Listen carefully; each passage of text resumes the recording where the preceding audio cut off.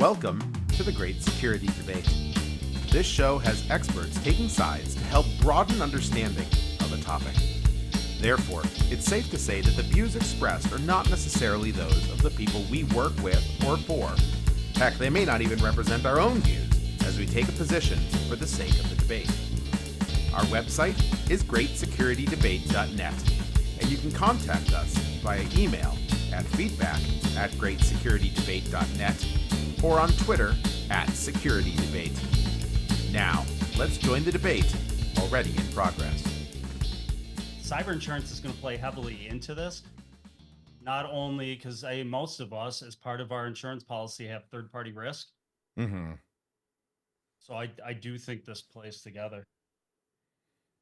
And I think it's a conversation. I just did a podcast, or I guess it was more of an interview with somebody else, and was talking about that. It goes back to the efficiencies we gain by integrating everything, but the additional risk we now incur because everything's connected, right? Yeah. And I think this is also, buzzword du jour, this is one of the problems we have with AI as well, not on the connectivity piece, but on the reliance piece, right? That as we start using automation and other techniques, yes, it becomes very sticky. To do from a manual perspective to get rid of that, we forget about how to do the manual aspects. So when we need to go back to them, we haven't done this. Who knows? That's actually when you tie all those pieces together, even more interesting, because again, taking CDK and the idea of dealerships having to go back to pen and paper, right? In your business continuity plan, did you have a provision that said, yes, when this happens, go to closet A, pull out the 5,000 pens, distribute. Right. Go to closet B, pull out the 5,000 notebooks with invoicing and distribute, right? Like, well, it's like, no, it's like the old, the old workplace recovery plans that we've sort of gotten away from now that everything's virtual and everyone can work from everywhere. So we don't think through the logistics of exactly what it takes at any given moment to do anything. 100%. Well, and how many of those plans have actually been tested? I know I've sat in manufacturing tabletops where when you start to bring in operational people, that they'll swear up and down, as you're going through the timeline. All right, we're down for 2 hours. All right, we're still good. We can ship. We can do all this. All right, we're down for 10 hours. And oh no, we're still good. We have manual processes. Are they really sustainable for that long? Right. And can you really withhold yourself at hour 8, Mr. Business Owner, or line of business owner, P&L holder? Why isn't this back up? I know I said it was 10, but I lied. Yeah. And I feel like manufacturing's in that unique position where when you're pulling in the operation side, maybe they can, but they're continue to produce parts. But at some point there, it's all the other systems internally, right, that are a pull versus push methodology in your supply chain of how you're communicating, right? Going back to kind of the theme, right? Now, how are you communicating to your suppliers? Like, let's say if this went on for 2 days, you have sub-suppliers as well that are bringing in parts. How are you communicating to them what you've used and what you haven't used if you can't put that information into a system? And how do you ensure that every single one of your sub-suppliers, if you have 400, 500, 1,000 sub-suppliers, because it's not just one assembly line, it's multiple different assembly lines with multiple variations. Well, 100%. There's 3 lenses, right? You have pre-production, production, and post-production, right? Pre-production and being able to understand where your raw inventory incoming is so that you can produce the parts, most of it being just in time.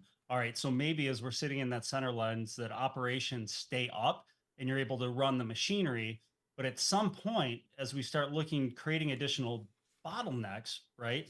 That on the post-production, if your ERP is critical to connecting to your freight companies and getting that inventory off the floor so you can get it out to the OE, and that starts backing up, there's incremental issues along the line. Unintended along the line? Boy, you'd never know that Erik wasn't in automotive anymore. I know. I love, like, I'm sitting back like, hey, are you making an automotive reference or just a manufacturing reference in general? Feel Yes. free to tag it if you would like.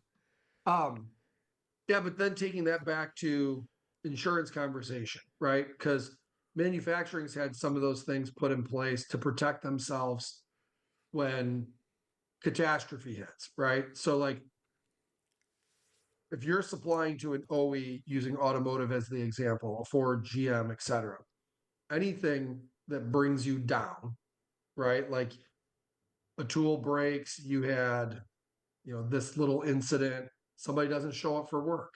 You're on the hook to your customer to get that production done. But then you get into the idea of when we have some of those massive storms that come through. Let's talk hurricanes, let's talk tornadoes, et cetera. That's where the force majeure comes in, right? Like this was unintended. It impacted a large area more than just one supplier. It wasn't just supplier A over here. It was all the suppliers within this region got affected, the logistics, the shipping, energy, right, being down. And that's typically where inside your insurance policy, you have coverage there as well. Now moving over into the cyber side, Possibly have coverage. possibly have coverage. On the cyber side. So on the cyber side, though, moving over to that side of it, like this isn't a hurricane, this isn't a tornado. It feels like it when it happens, right? The two biggest providers of this software to the automotive retail market, Reynolds and Reynolds, CDK. So one of them gets hit, they go down. It's kind of like a hurricane. It's like it took out this whole swath, right? Like you said, Erik, within policy, if depending on how your policy is written, you have some third party risk inside there, right? So maybe you're covered. But now you're the insurance companies, and just like ransomware, 3-4 years ago was picking up, 5 years ago was picking up more and more steam, and they're like, we need to start making sure people have, these 5 things put in place. Now we need to make sure they're doing those 5 things. And now we're actually saying that you have to have EDR, you have to do a pen test once a year. We're saying you got to do some bit of vulnerability scanning or risk management at least twice a year, right? Like putting these things in there. That was because they were paying out so much money. When you see things like CDK, this is now 2 in a row that have impacted from a third party standpoint, and it hits 15,000 dealerships overnight, not just one. If you're the insurance company and you're looking at all your policies and you're like, oh, this is a massive impact because it literally is. That's like the manufacturing line of the retail auto market. It just went down. Like, Yeah. Right. But so interestingly, just this week, there was an article in the Wall Street Journal. The insurers are actually now, despite that desire for standardization or for consistency, the government now is looking at what standardizing cyber policies would look like. And the insurers are going, oh, not so fast. We don't want you prescribing this because otherwise we would end up reducing more. This is on the other side. This is the carve outs, the other thing. So there's two edges to this sword, one on standard inputs, but also on standard outputs. But the insurers want it to be very, very standard coming in, but no, we want to be able to make the calls on what we cover. I think that this is going to end up being quite a battle as they become minimum base coverage. If you look at automotive insurance in the U.S., state by state, different levels of coverage, different levels of liability, but all guided by some pretty hefty rules within that state. Some more draconian, some more insurer friendly, some more consumer friendly. I guess where do we think we're going to end up with that on the coverage side? Because all the protections in the world don't mean anything if you don't have adequate coverage, if it doesn't actually cover you when the thing happens. Well, and this is my biggest scare, or actually, as I look at it, first and foremost, the federal government has to do something, right? I think that's where it needs to come from. And I think we already have the wireframe for the framework, right? Let's go back to Sarbanes-Oxley. That prior to that, you had a bunch of financial issues with Enron and some others, government stepped in and actually think they did a good job on that one that said, we're not going to be prescriptive, but what we are going to ask you to do is you have to build controls within these categories. And then we are going to have the audit firms measure you to make sure you're actually adhering to the controls that you put in place. Right. My biggest issue, though, is I think as I look at the insurance companies, we continue in our space to gravitate towards prescriptive controls. And that Hmm. would be the equivalent of Sarbanes-Oxley saying you have to run Oracle or you have to run SAP and coming in and actually dictating how things are done. No, But I we still created, don't doubt that that's exactly what the insurance companies would like to get to. Run this with this configuration, and therefore we could be comfortable. but that's not what I'm seeing though. When I see an insurance firm come in and have a recommended set of technology providers, that tells me we are actually veering off and going to the prescriptive, right? And that worries me that if we Right. are all, the expectation is now that the cost of business is having a cyber insurance policy, Hmm. right? I don't think we're at a point where it's going to be acceptable anymore that you go, well, I'm just going to self insure for this. That there is an expectation from customers and others that you have those insurance policies in place, right?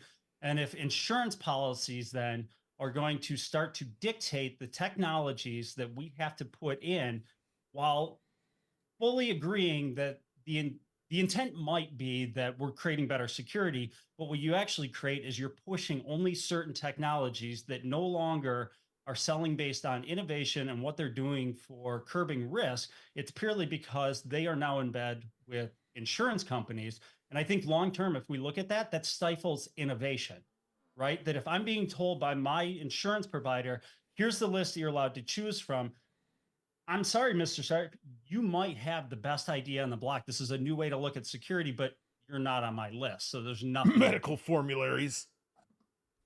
And I worry about this. Now, the one thing I will give to insurance that as we start to look at the actuarials and stuff that we have now is getting better and predicting controls within certain categories on their ability to impact downstream risk. But I still feel like we have to recognize it's always going to be a lagging indicator. Hmm.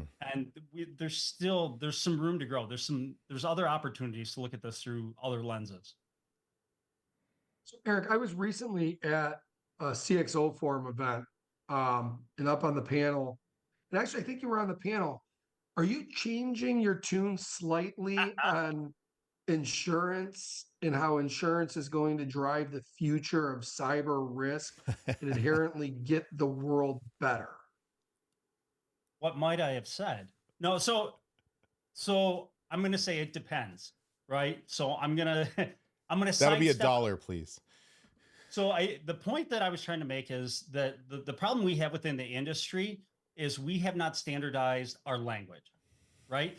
If we look at finance and accounting, we have GAAP, we have other things that define what these terms mean. EBITDA is EBITDA, free cash flow is free cash flow, right? As we use some of these metrics, now as you get into public reporting, then you start to get into those nuances. Well, it's adjusted EBITDA. Okay, what does that actually mean? It means we know you're messing with your numbers to make it look better, right?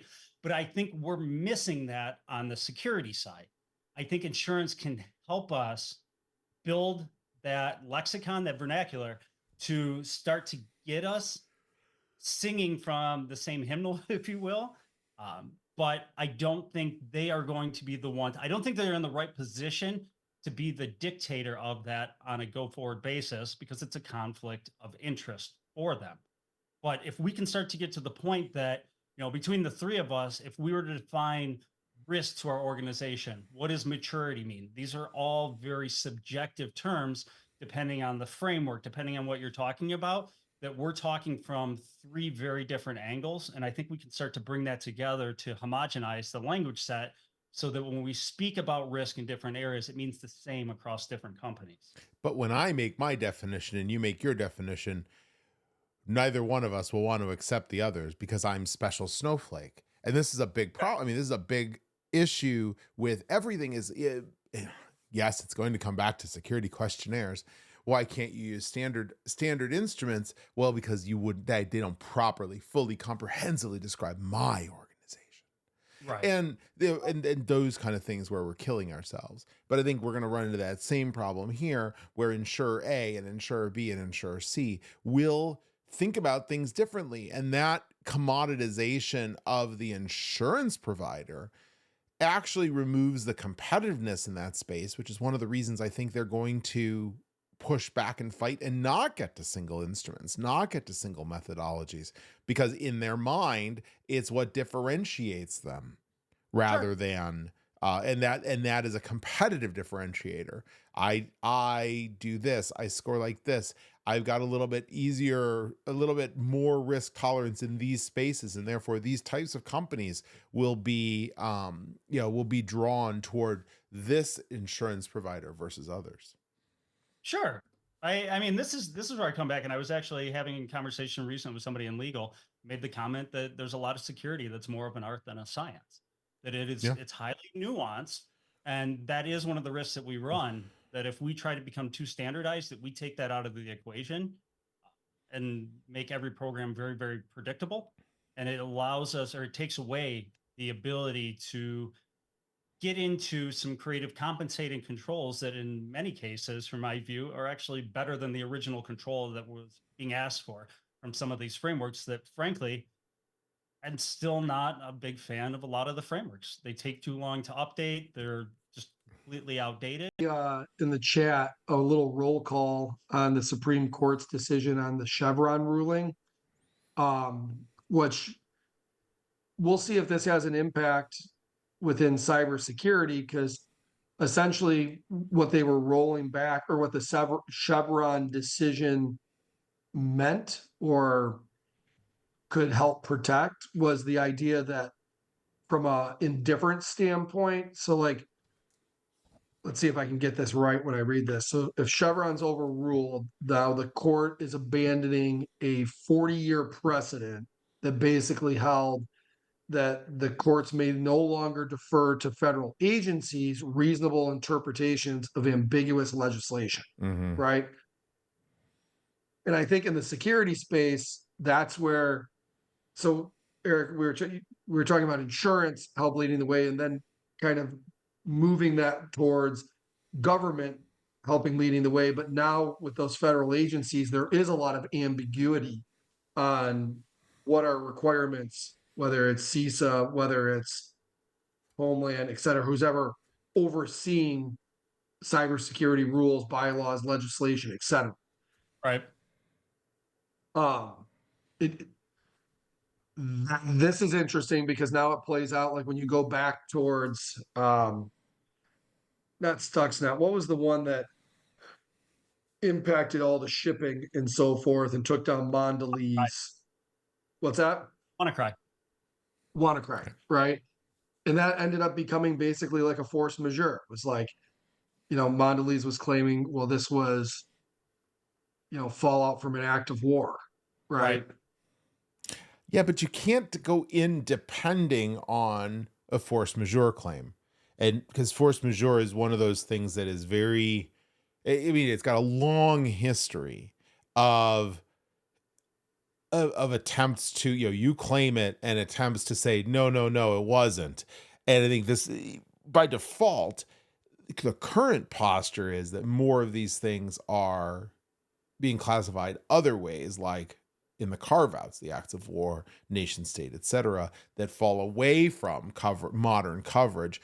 I think going in with the hope or expectation that force majeure will be your cover, I think that is just asking for trouble in the long run.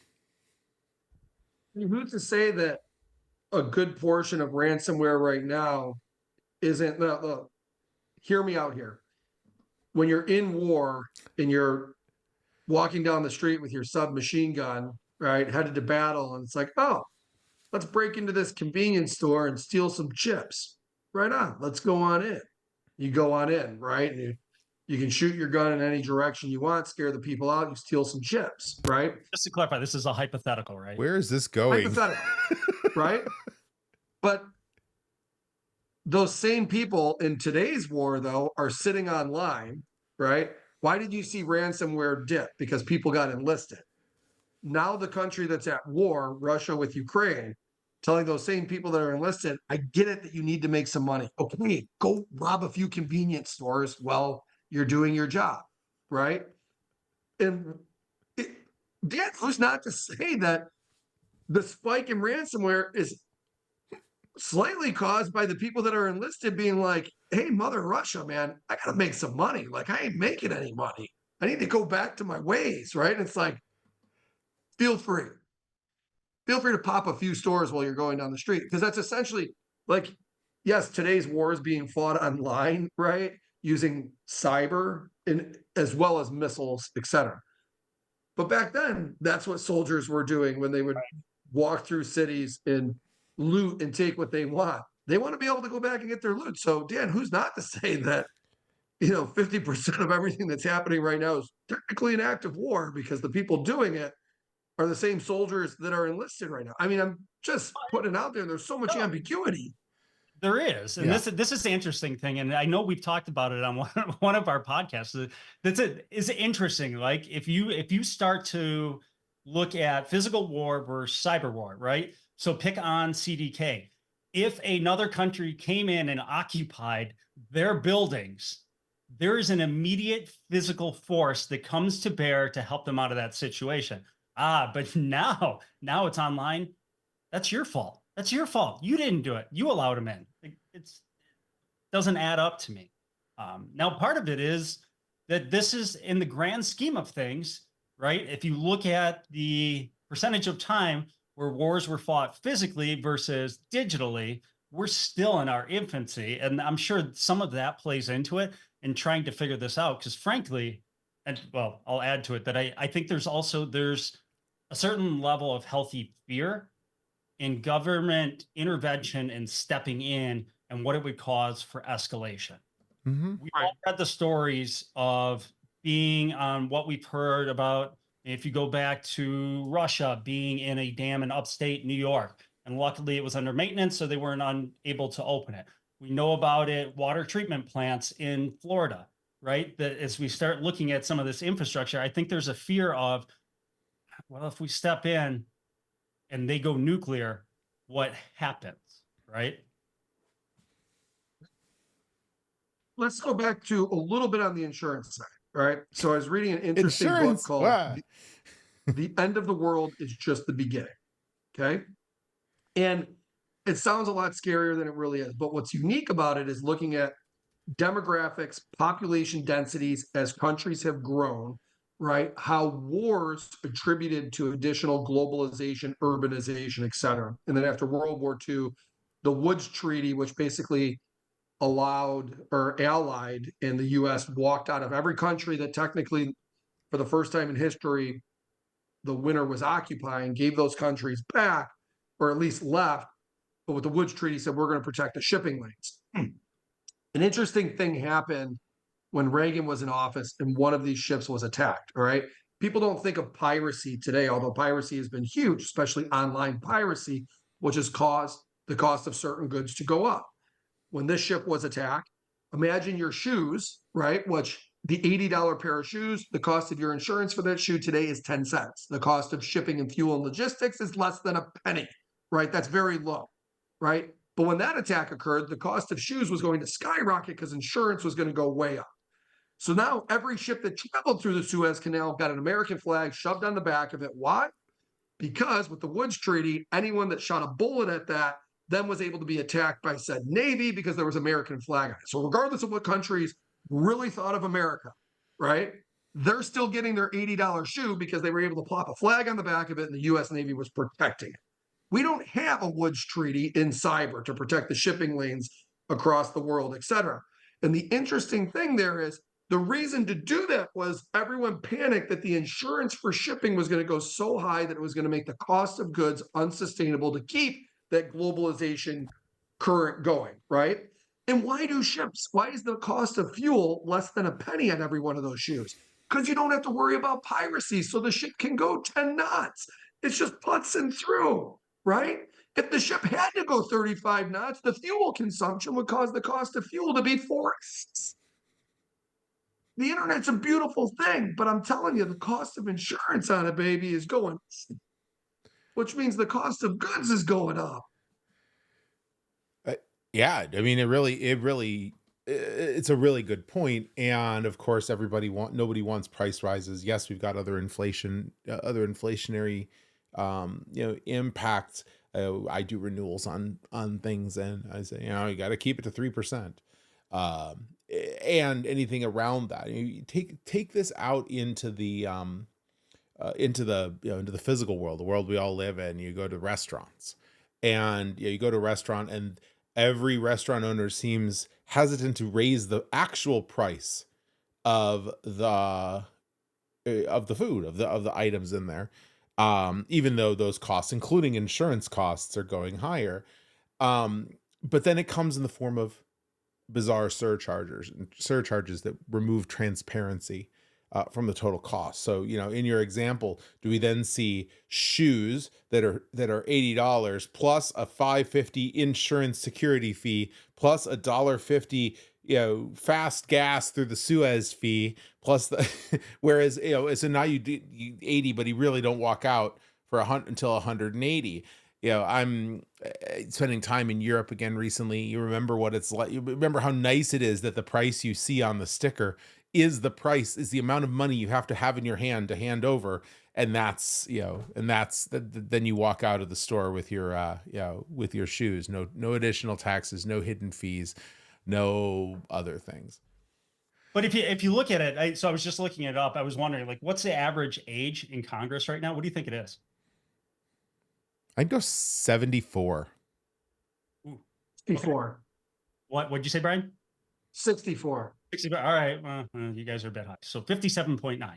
Oh, that's way younger than I would have expected. Way younger. But still, if you put that in the context, as we think about not going all the way back to ARPANET, which I think was created in 69, roughly Mhm. that era. But Yeah. if you look at the modern era of when the internet really kind of boomed, what are we talking? Mid 90s, right? Yeah. Early 90s. Yeah. 92, 93, 94, 95. Yeah. For regular consumers, mid 90s. So if you look at the comparison for understanding of a way of doing things for a long time, using Brian, your example of transporting things over water, that is age old, right? That goes way back. So the people that have come up understand the protection, the need for those type of goods and what's going on. We're still talking about something that is in the test of time relatively new and even newer comparatively to the people that are making those decisions. And I think there's still a vast lack of understanding on what is truly going on in our world and how complex it really is. I It really is a global issue. agree, but disagree just slightly. Only because if you do the math, mid 90s, 57, age. So the midnight. So I am not all that far from that age. I was the first to come into, when I went to university, that was when we were starting the earliest pieces of the internet. I'd argue that people in the 5 to 10 year older than me range also experienced that in its prime. I think the far end, the octogenarian and septuagenarian end of our legislature doesn't get it. But at that 57, if that truly is the median, I think that's giving too easy of a pass. I don't know though, because the internet at that point is not the internet we have today. The complexity, it was pure connectivity, right? What are we talking about? You could It was connect, genuine. you could, you could connect to AOL, ICQ. You had kind of this handful of services that everybody was consolidated on, and not near the complexity of the modular economic society that we have today of all of these companies being interrelated and how it works. So I'm not there. I think there's still a gap in totally understanding. So if I mean thinking about it, kind of going back to what you brought up, Brian, and the Chevron, and it becomes interesting because as I look at CISA as being an agency, I feel like that is one that isn't given the power that it actually needs to create interpretation on what needs to be done. And I would say what CISA has been doing under, who is it, Jen? Easterly. Easterly. Yeah, has been phenomenal, right? We've talked about the SSO tax and all of that that they're starting to take on, but I still don't think they have any teeth as an agency to opine and curb legislation, and that's got to start to change. They're not near as powerful as an EPA or some of the others that we. And does the Chevron Act then take some of that away from the agencies, right? Where it's, well, we're going to defer to the agency because they wrote this. You tell us, is there ambiguity? No, here's what it is, right? Even though, yeah, there's some ambiguity. Jen going around, and I'm careful what I say here because I'm a big fan of Jen Easterly, right? And I like the persona that she brings into that office and the type of personality she brings as well, right? You look at a leader versus a boss. So instead of her pointing a finger, she's always reaching a hand out, right? Right. A boss points a finger, a leader puts his hand out and says, come with me. But when you put that out and you have these guys sign on the dotted line to say, hey, when it comes to writing software and code, we are going to adhere and be better. And we're going to adhere to what you proposed in front of us. And we're not going to have the CIO or the CISO sign it. We're going to have the CEO sign it. That's great. But it feels to me a little more like, hey, we'll get all these guys to sign it. And then when one of them has a massive hiccup, right, now we can pull them in and be like, hey, remember when you signed this, right? You said you were going to do better. You did, right? It's like Microsoft one day saying, we are about to take security so serious, you have no idea. And then the next day it's, oh crap, we rolled out a new AI that plugs everything in. We apologize that we didn't take it serious, but that group wasn't talking to the group that was taking it Yeah. serious. It was already We're in gonna the get them pipeline together to before take it we serious. signed, I swear. Is that Right? is that like handing the police officer a baton where his only stop, or I'll say stop again, right? Yeah. I think there's a big piece to that, or seeing as a technical advisor rather than an enforcement role. Was it NCIS, the television show, where they have the technical they have the technical team, but they really just are there to tell you things, and then they may or may the actual characters may or may not decide to follow it. I think that's often the way I see how those organizations are seen and felt throughout our government. I think other countries have some very effective relationships with their and not the countries we worry are the ones attacking us. I think some of the certs, some of the national certs that exist have really, really strong relationships. But I'll go back to, I'm going to blame some of that on us. And this is something I believe I said on that same panel, Brian, right? That When we you say still, on us, on me, you, Dan, and it, just the three of us okay. as technologists, right? So holistically looking across the technology field and more specifically pointing the finger at your traditional security people that are coming up, we still speak a foreign language. That's a problem. Yeah. So as soon as we gravitate back to what's natural and geek speaking, the rest of the world just go, I don't Isn't understand that what cute? yeah. Okay. Just sit down at your Fisher Price table Yeah. over here. We've got real things to do. 100% right. When I was just out in New York, sitting next to a CFO, and when I was up on stage talking, I literally took a line from the CXO Forum event to talk about communication, right? One of the things that I've heard come out in the last few weeks that fails when something really bad happens is that everyone's gone through a business continuity plan or some type of tabletop, but they really haven't thought through the communication piece of, let's put everybody in a separate room, right? And figure out how we're going to communicate to each other and communicate to this plant over here if we can't use our email, or how do we communicate to the public, right? And the CFO said to me, he goes, Brian, don't, like, this is all done. Now I'm sitting next to him. He goes, don't take this the wrong way. He's like, but I think the biggest problem I have with the communication, he goes, and I try to make myself as technically adapt as possible and look things up is the person talking to me can't explain it. And I'll tell them like, okay, talk to me like I'm a 5-year-old. Explain it one more time because I have no clue what you're talking about. Right. Totally agree. I just went through this again with somebody recently.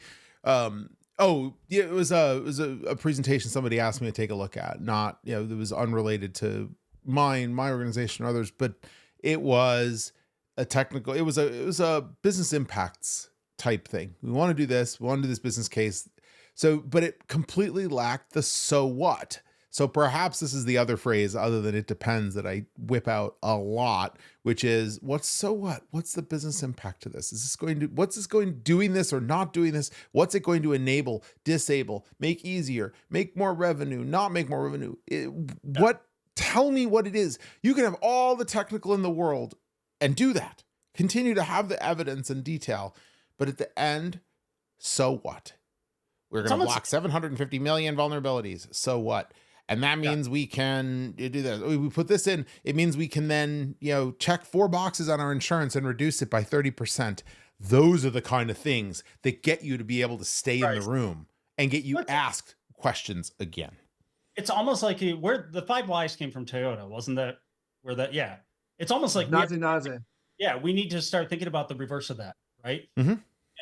We start at the bottom why. We got to get up to that first why. Get to that high level instead of, we know the root cause. We know what's going on technically, but if you don't create that abstraction layer to start speaking in other terms, you're spot on. Nobody else gets it. Right. Yeah. I never thought of it that way. Instead of doing the 5 why to get to the root cause, let's do the 5 why to get to what is the actual impact and is it material? Does anybody really care? Right.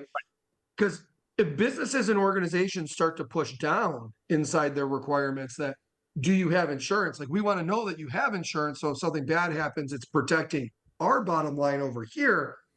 And then that company looks at it and says, okay, here's my cost for insurance. To get the insurance, I got to do these 5 things. To do those 5 things, 3 of them, I got to buy something. Here's my total cost, right? Management, that's what we got to do. And it's like, whoa,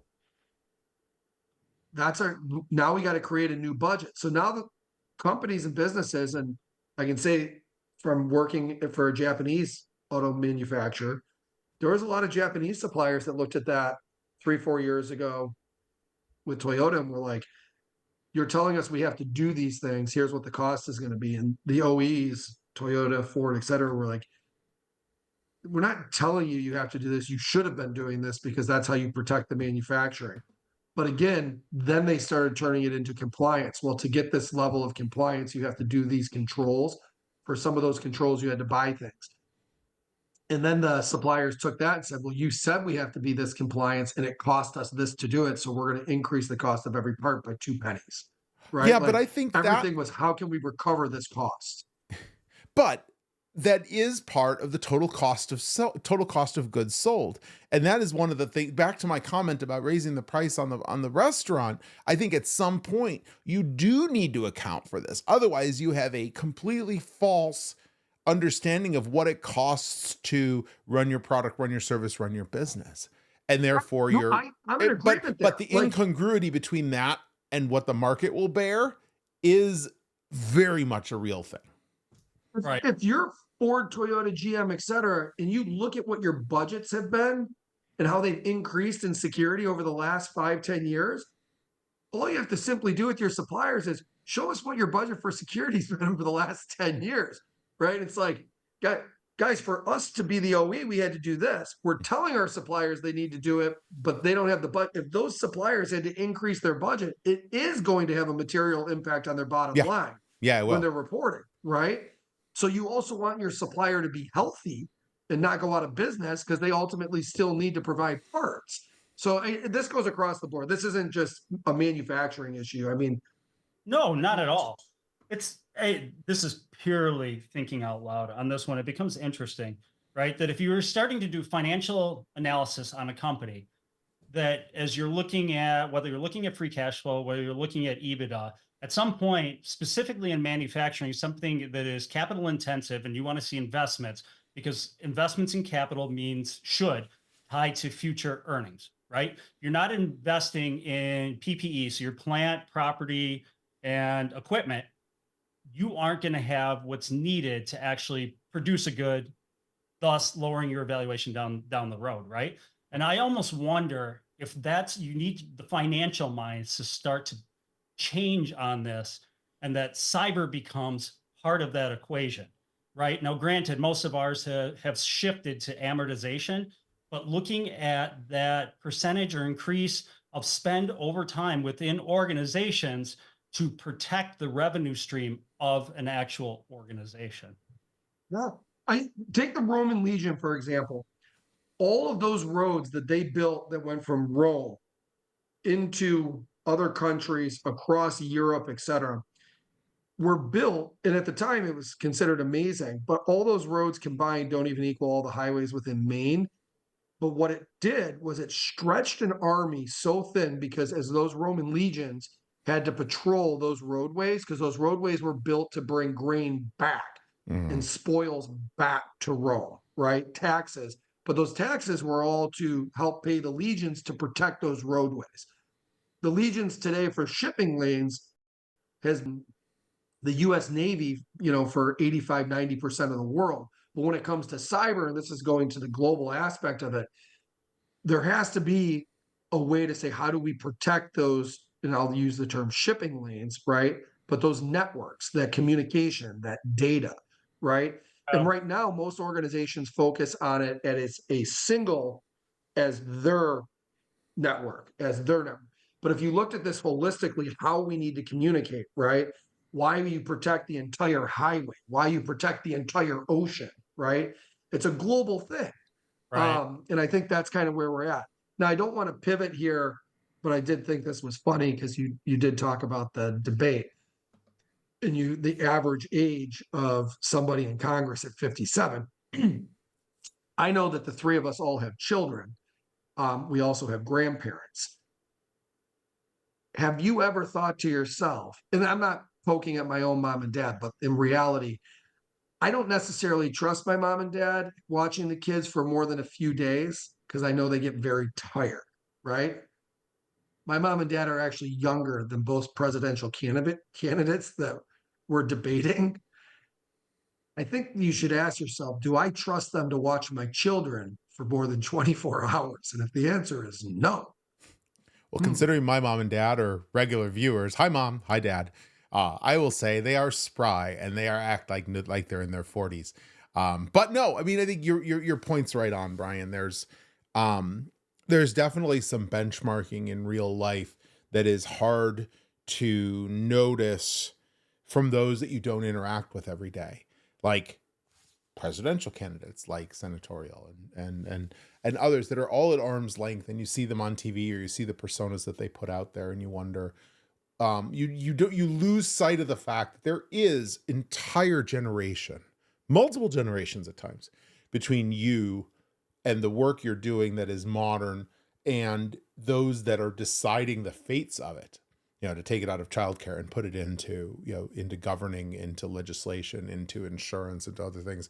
I think those are there really is a delta in understanding and capability and ability to want to understand or want to change. The phrase can't teach an old dog new tricks is a truism for a reason. It is hard to shift people who have gone through 80 years of their lives in a particular way or seen particular things. I mean, I'm already seeing it myself. The crustiness of my unwillingness to change, to use certain new things that are coming up. The TikTok, I have no idea what it's like. I've never used it. Those kinds of things. So I guess it's not too far fetched, but your point is well made. But in the same sense, in kind of their defense, I think it's harder to start looking at and understanding where things might be hosted, what things are actually doing. It's way more complex online, because the global economy there, it's just in my browser. I'm going to trust it because it came up on Facebook. It came up on all of these things. Like I was having a conversation at one point that somebody that was investing a cryptocurrency on an exchange, And they're like, oh yeah, well, everybody's getting into crypto now. And started to walk through on, hey, do you actually know where that exchange is hosted? No, it was a friend that recommended it to me. Okay. That exchange specifically is out of Belarus. Given the location and propensity, kind of what's going around in that area, probably not the best idea. But I think because it's online, there's this abstraction layer Yeah. wasn't there before on being able to understand that, hey, I'm going to do business with Meyer. Well, I know Meyer is a Michigan-based company. There's a certain level of trust because they're locally, right? You don't get that as easily in the online space. But I think there's an increased implicit trust that comes with it for some reason that, well, it's online. It must be true. I think some of that's even lost in shopping on Amazon, meaning where are things produced? Where are they made? Right. And I know we talked about this during the initial onset of even COVID. Like, if there was a way, like you can go in and search US made, right? But there isn't like a tab where it's like, I only want, like, where you can filter out, right? Like LinkedIn, you look up a company name and then click first for all those that you're first level associated with.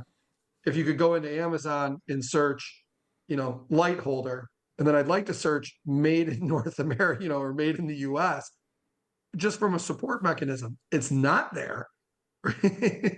um, to be able to do that. And I mean, I have my own personal reasons why I think that is, right? Right. But if people started to pay more attention to that, right, where things are made, when you buy something, it's the same thing of when I go online, right? Where am I looking? Where is this routing me to? How are networks built, right? Where's this network traffic going? If I'm doing crypto, where is this based at? Yeah, I looked it up. It's got a great website. Love the blinky lights, Right. right? A buddy of mine works with them and he lives here in North America. It must be good, right? And But the Yeah. do you fact that truly understand? we're so well connected to people beyond the scopes we would have. These things can infiltrate faster, or it looks way more supported or supportable or legitimate than it ever did. When we were all growing up in our towns, and the people we interacted with were generally within our towns or the towns next to us. God, it feels like I'm in a shtetl in Lithuania in the 1800s, but but that's how it was. We'd work, you'd meet people in your town, and so these things, there was a little more closeness, a little more difficulty in it becoming legitimate. You didn't see that 100,000 people were already doing this same thing, and therefore made it seem, in the scale of your town, way more legitimate than it might actually be. Right. And how does all this Yeah. play into insurance? But Or does at it? the end of the day, insurance has existed for a very, very, very long time now. Everything you do in life, your car, right?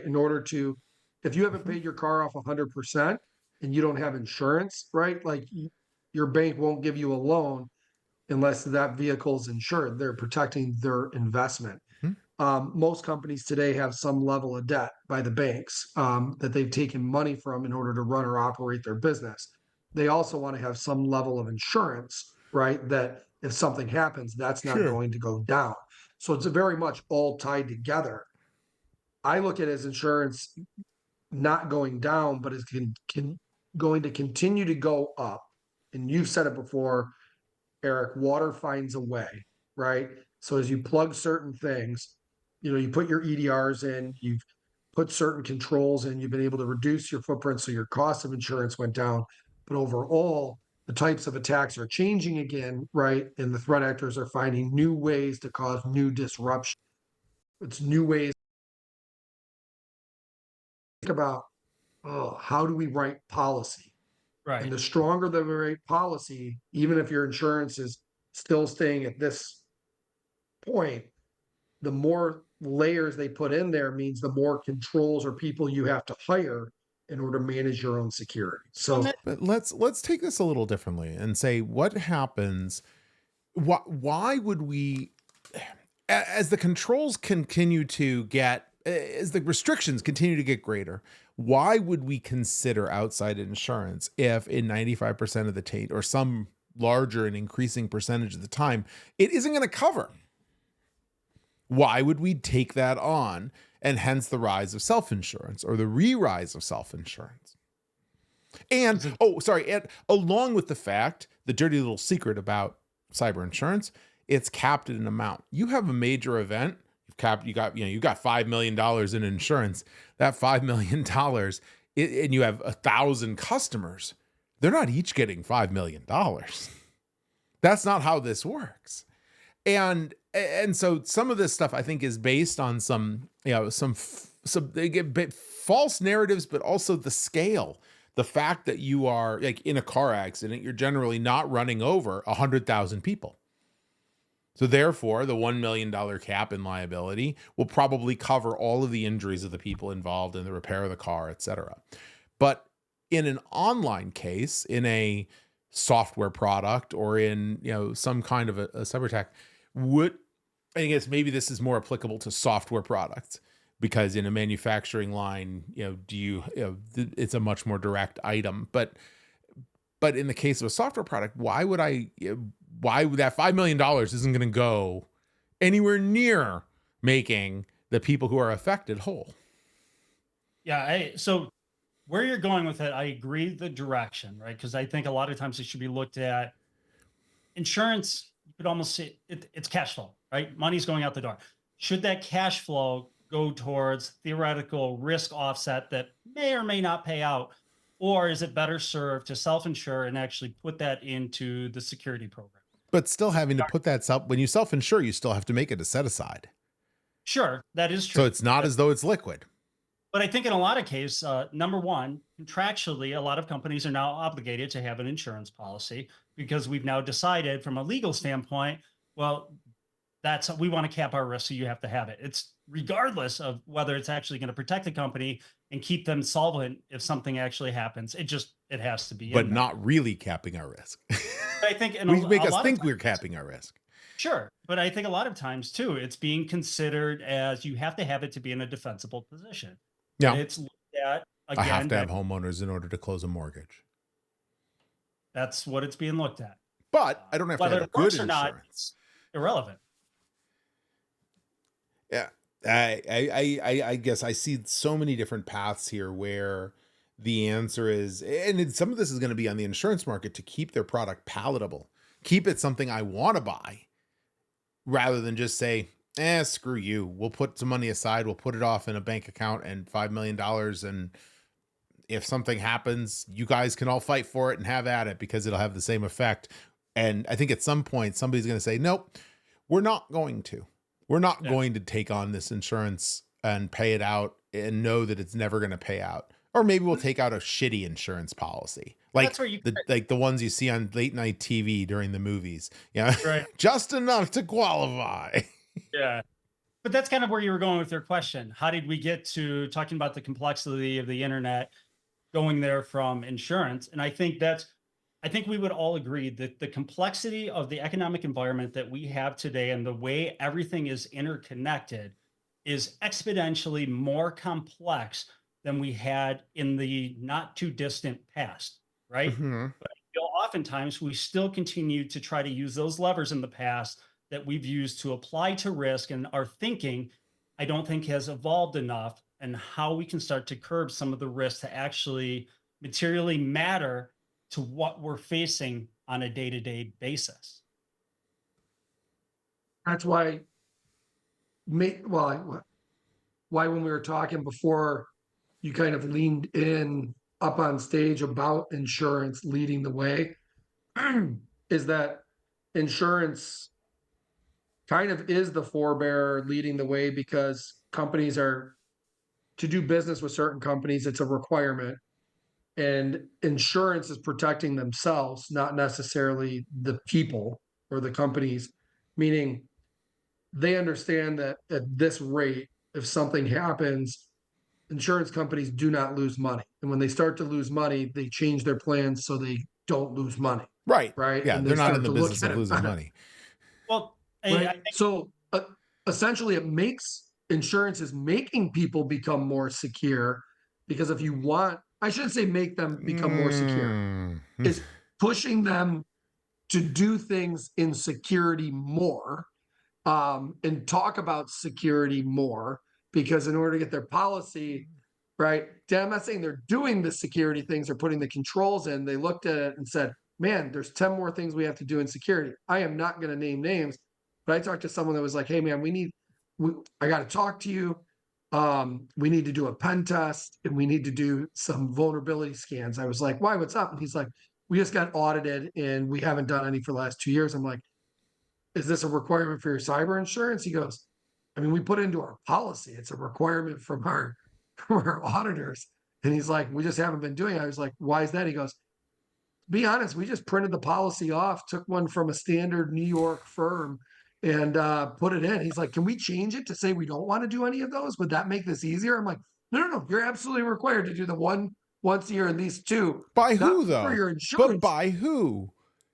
Yeah, well, that's required, and I don't want to say by who because then it will totally.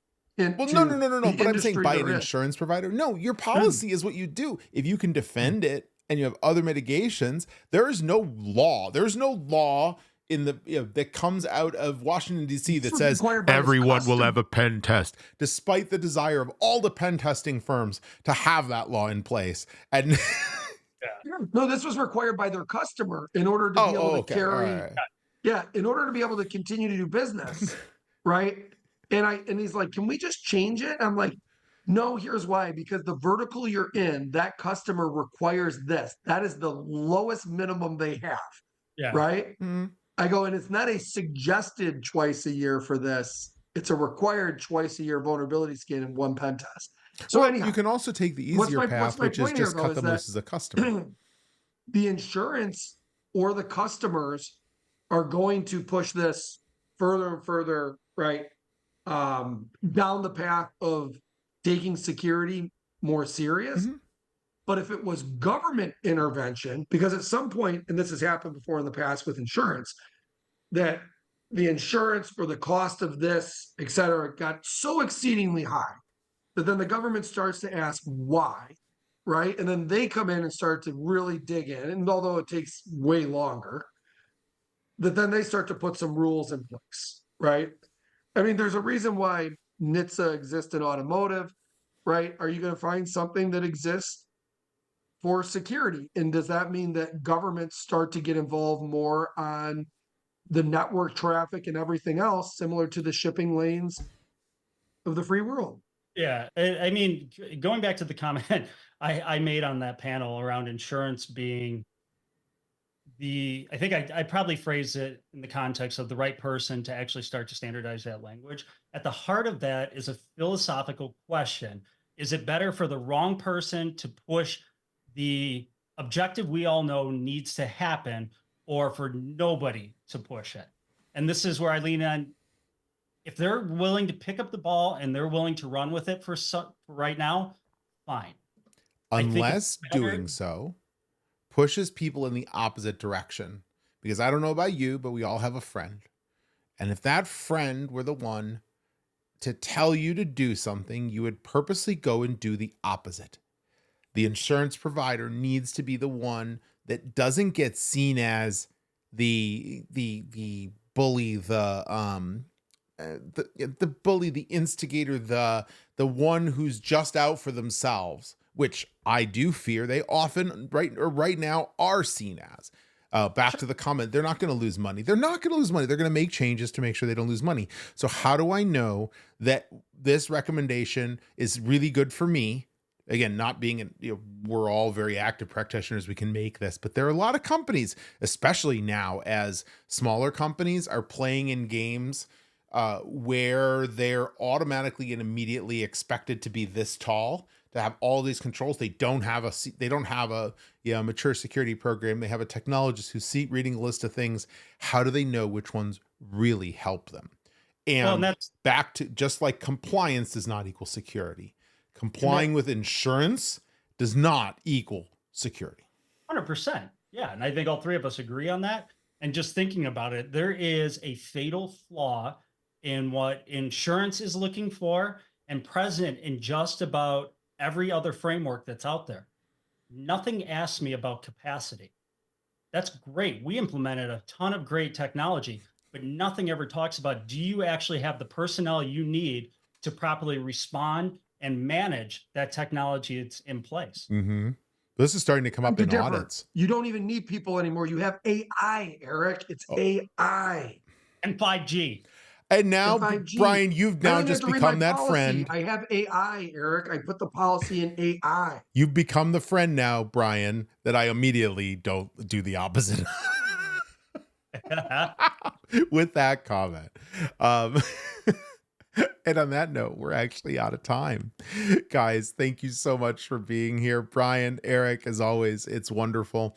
And thanks to you, the listener. We really appreciate all that you do and all that you share and all that you bring back to us. And if you want to tell us more, if you want to bring back more to us, either ideas, thoughts, feedback, send us a message. Security debate at distillangsecurity.com. That email address has changed. Security debate at distillangsecurity.com. You can visit us on our website. All of our episodes are on the Distilling Security website. And there will be lots more things coming up there over the coming months. So bookmark it. You don't need to change any of your podcast feeds. Those will stay the same. The YouTube will stay the same. But just head over to distillangsecurity.com, sign up for the newsletter, and we'll send out information on upcoming events and other things as they happen. Thanks again, and we'll see you again on the next Great Security Debate.